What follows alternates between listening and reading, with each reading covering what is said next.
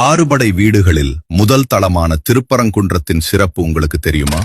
திருச்செந்தூரில் சூரபத்மனை வதம் செய்து தேவர் குலத்தையே காத்த முருகப்பெருமானுக்கு நன்றி சொல்லும் விதமாக ஒரு பரிசு தர விரும்பிய இந்திரன் தன் சொந்த மகளான தெய்வானையை முருகனுக்கு மனம் முடித்து தர முடிவெடுத்தார்.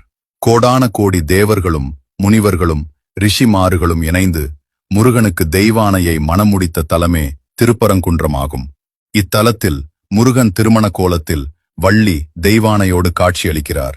திருக்கோயிலின் மூலவர் பாலசுப்பிரமணியன் என்ற பெயரில் மக்களால் போற்றப்படுகிறார்.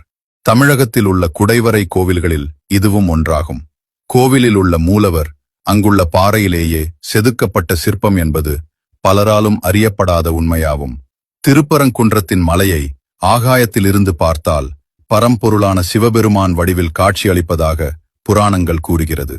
அதனால் குன்றம் திருப்பரங்குன்றம் என்ற பெயரும் வந்தது. தெய்வானைக்கு திருமணம் நடந்த தலம் என்பதால் திருமணம் ஆகாதவர்கள் இத்தலத்தில் வழிபாடு செய்து வந்தால் திருமண தடை நீங்கும். மேலும் திருப்பரங்குன்றத்தில் திருமணம் நடத்தி கொண்டால் சகல செல்வ வளமும் பெற்று சிறப்புடன் வாழ்வார்கள் என்பது இத்தலத்தை போற்றப்பட்ட முனிவர்களால் சொல்லப்படும் உண்மையாகும். இத்தலத்தின் மிக சிறப்பு என்னவென்றால் இங்குதான் முதலில் வேலுக்கு அபிஷேகம் செய்யும் முறை இங்கு இருந்து தொடங்கப்பட்டது.